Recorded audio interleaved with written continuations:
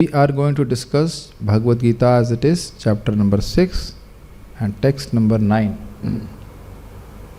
Although you are seeing 8, I am just showing 8 so as to give you an idea what we have discussed yesterday. Jnana vijnana triptatma kutastho vijitendriyah yukta iti uchyate yogi samaloshtashrama kanchanah. These are the favorable conditions for yoga, so which are described in 7, 8 and 9. So by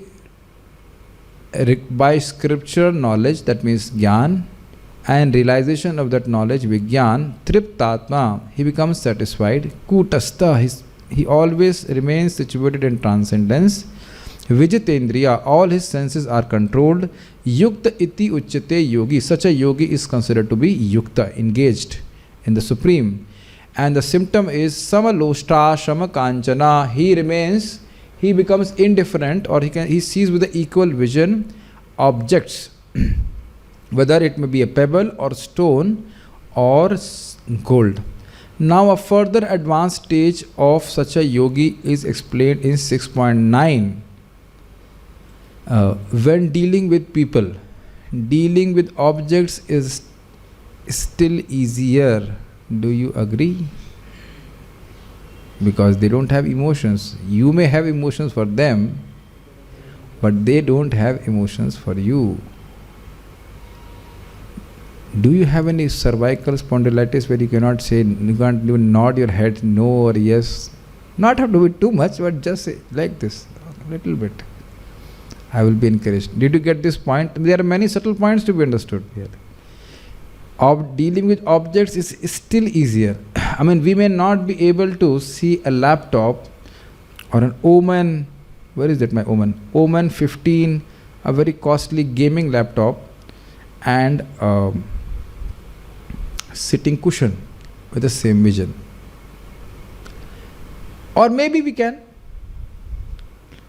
But both of these objects are having no emotions towards me, so it is still easier. Yes, but dealing with people and remaining equanimous is very difficult because they also have emotions towards us. And we see how different emotions are explained by the Lord. And most of us, including myself, will agree that it is next to impossible to be equal towards these different people who have different emotions towards us. Are you able to follow? But if a person is like that, then he is more advanced in yoga. That's what Lord is telling. Please chant after me. Bhagavad Gita, chapter number 6, text number 9. Suhrun mitrari udasina. Suhrun mitrari udasina. Closer you can go. Suhrun mitrari udasina. Suhrun mitrari udasina. Madhyastha dveshva bandhushu. Madhyastha dvesha bandhushu. Sadhushvapi cha papeshu.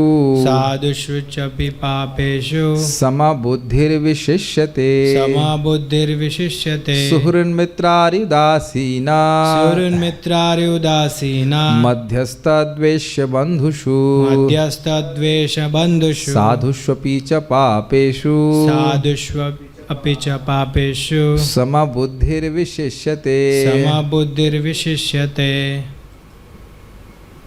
Okay.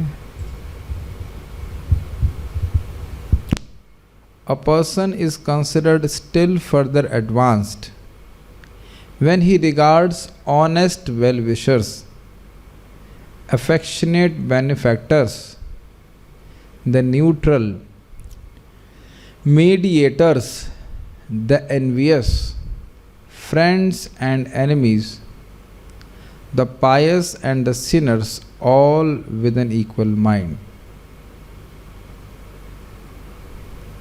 This itself is puzzling, is it not? Are you not seeing that he is seeing that they are behaving differently? Otherwise, why the words are being mentioned here? So behavior is differently seen, but his attitude is not changing. I think we are not able to we are not able to conjure also. How can you be like this? Want to be like a stone? But no. If you were like a stone, it is not would have mentioned sama buddhir. There is buddhi. There is discrimination. This person is not behaving properly with me. This person is. So what does it mean? First, let us understand the meaning of these words. Suhrit mitra udasina madhyastha dveshya bandhu shu. Shu, this is in 7th adhishthan karak. In them, towards well-wisher, friends, neutral, meditators between belligerents. Meditator between belligerents means who try to reconcile two fighting parties. The envious and the relatives. Sadhushu, towards the pious. Apicha papeshu, and also towards the sinners. Samabuddhi vishishate, he who is equal-minded is far advanced.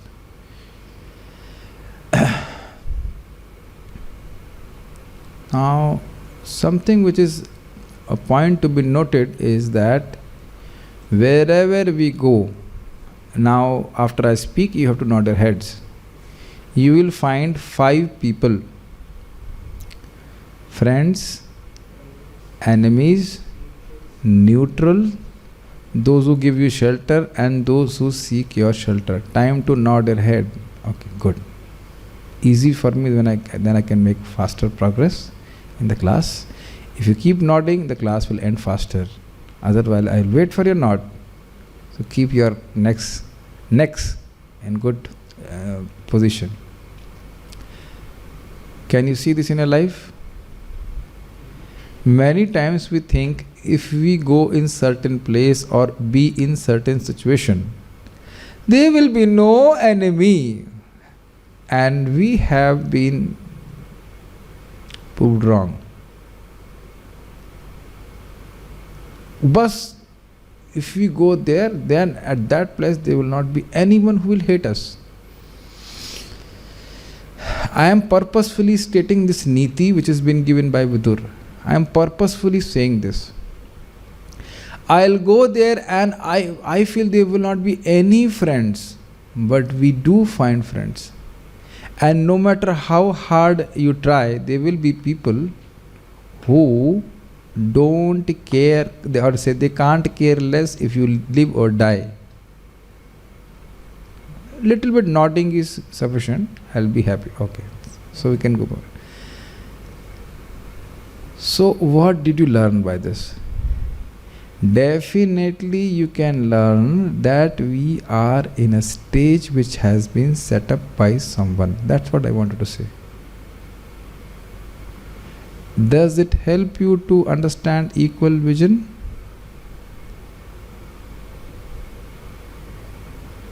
Nodding भूल गए?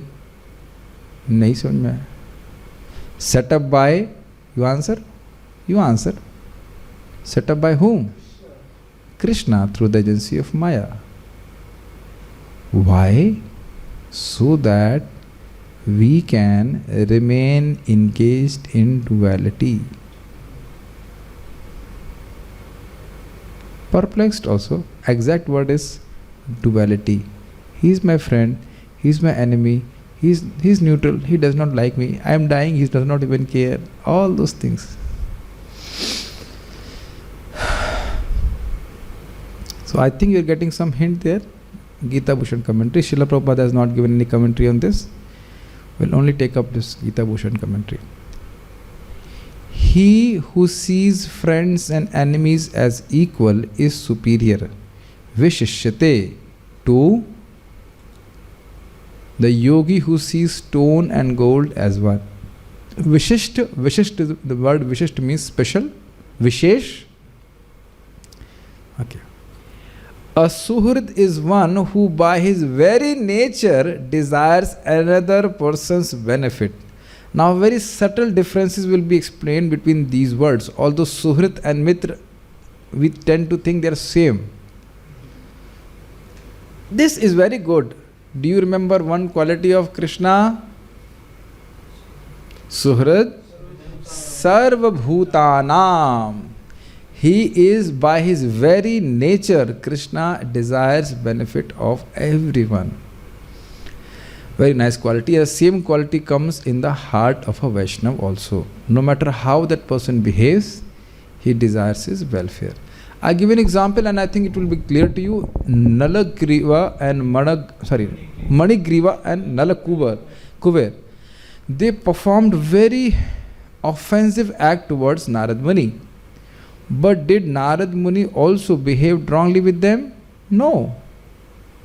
They behaved in a very obnoxious, very offensive towards a great sadhu like Naradji. But Naradji, in the disguise of a curse, told them, you will see Krishna only in 36,000 years. For them to see Krishna even 33 billion years was not possible. Did you get that? And then Nityananda Prabhu also delivered Jagai Madhai like that. This is a very nice meaning you are learning now. By very nature he is Suhrid. Then, what is the meaning of Mitra? Is one who actually does beneficial acts for another person out of affection. Very nice meanings are there, is it not? So, one person may desire and another person is actually doing. So, Suhrit is a Mitra by default because he desires to do good. Is Krishna our friend? Yes. Okay. I'm just a little bit mapping on Krishna's quality. Ari means an enemy, is one who desires another's misfortune due to not having affection. So I think all the devotees will agree, Suhrut and Ari, they are opposite. Now Ari, in the sense as mentioned here, may not do bad, but he desires bad because he does not love that person. Udasin, I'm not saying he will not do bad, but at least he is fixed in his quality of desiring bad. Something bad will happen to you. Udasin is very simple. Udasin is one who is neutral to two arguing parties. He doesn't care. Madhyastha is one who attempts to stop a dispute. Dvesh is one who deserves to be hated because of his desire to injure others. So in a sense, he must have done something wrong also. Bandhu is a person who desires one's benefit because of a family relationship. Difference between Mitra and Bandhu, could you appreciate? A Mitra may not necessarily be a family member. But Bandhu is a person who desires good because of family relationship. And Mitra desires or does good because of affection.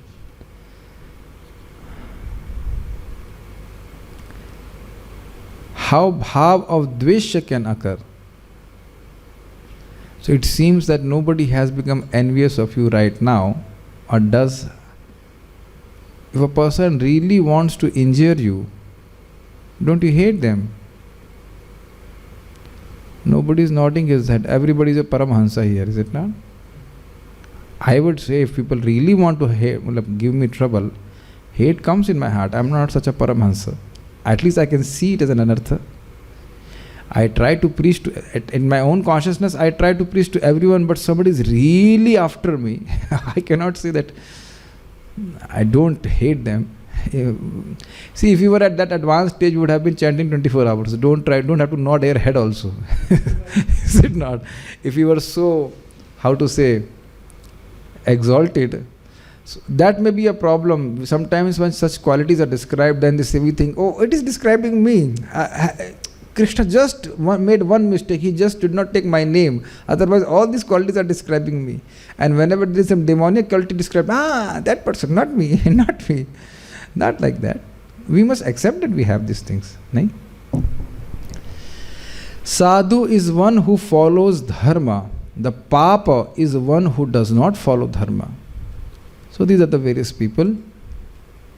And class finished.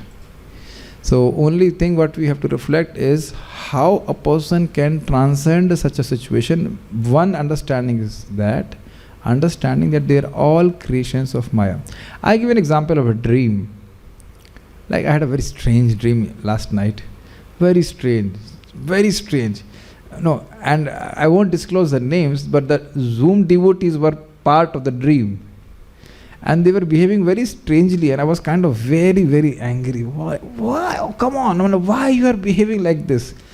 And the situation was getting worse and worse and worse and worse. And that time, 3:30, somebody called, the devotee called me, and the whole dream was over. Now everything is equal or not? Now you got it? No, first of all, nobody was there. I was just imagining that person is there, that person is there, he's behaving like this, why he's behaving like that, why he's behaving like that. And ultimately, it was my illusion only. So now, if you see from absolute reality who we are souls. So when I'm seeing this person is hating me, is it not an illusion? Who is he hating? Who is he hating? What is the truth? Actually, you see, it's very complicated. Whom is he hating? So we ourselves will be raising a question mark. Who is he hating? So like that. Who is he hating? Did we ever question who is he hating? Acha chaliye. Has anyone hated you in your life? Oh, they are all pure devotees.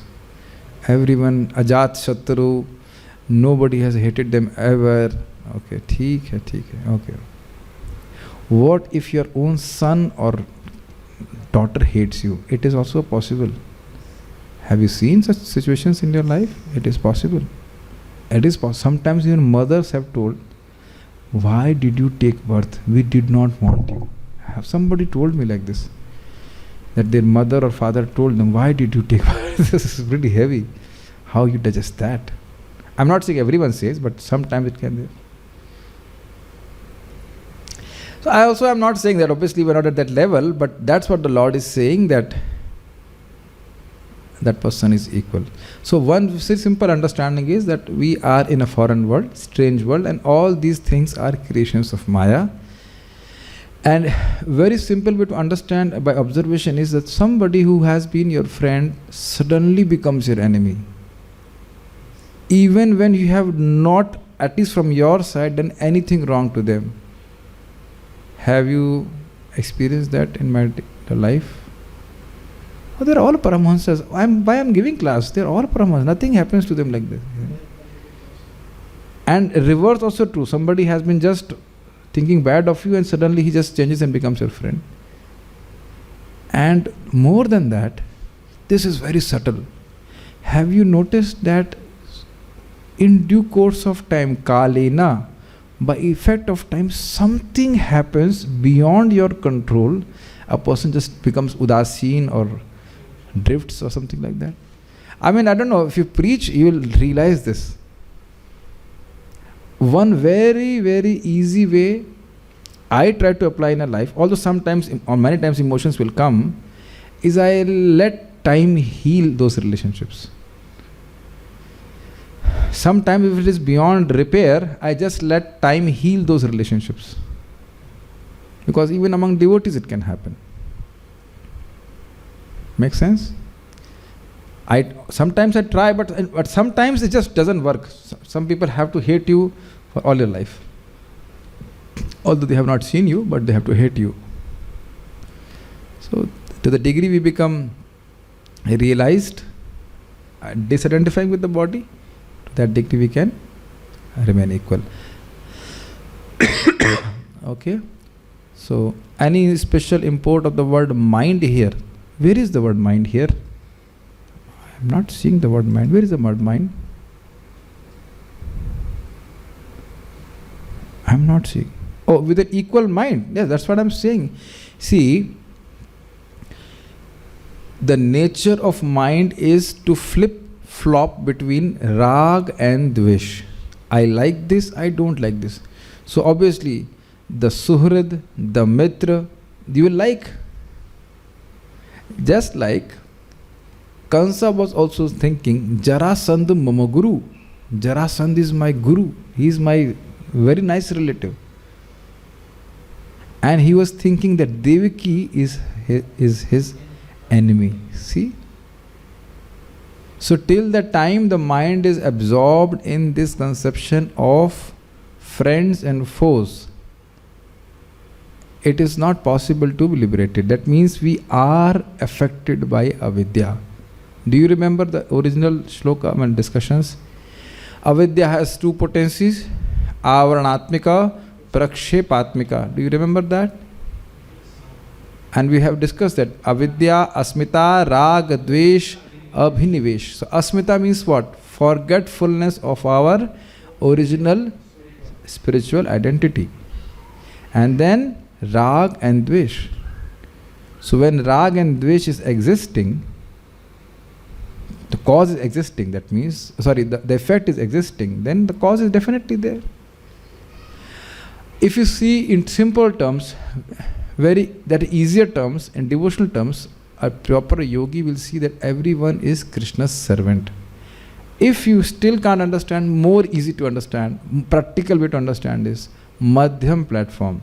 We try to develop our love for Krishna. Okay? Make friends with devotees based on keeping Krishna in center. Those who are innocent, we preach Krishna consciousness to them. And those who are envious, we don't hate them, we just avoid them. All the devotees here, can you appreciate that this is a platform of non-enviousness? You are trying to develop love toward Krishna, do bhakti. You want to have friendship with devotees. And those who are innocent, you give Krishna consciousness to them. Now, by giving Krishna consciousness to them, how are you not acting enviously? Please answer. Easy. Did I say not giving? I said by giving Krishna consciousness to innocent, how you are acting non-enviously, well-wishing. This is what Krishna wants. We see him as Krishna's servant. We are connecting them to Lord. Because we are giving what we are having. Yes, this is the answer. We have something valuable, and a person who's envious does not want. A person who's envious will not want others to flourish. He will have. That's a point of envy. So when we give to others what we have, the knowledge of Krishna consciousness, we become non-envious. And last, a person who is hating us, we will not hate them, we will just avoid them. Why? Understanding that this person is bewildered, he does not even know what he is speaking and doing. I think that is more, using your intelligence, you can do that. So instead of trying to harm them or injure them, we just avoid them. So at our practical level, this is how we can practically apply this shloka. Is all understandable? This is at the Madhyam platform, you become a proper devotee. Okay? Okay, so I think it's okay. Everyone is fine with it. So we shall stop here. Srimad Bhagavad Gita ki jai.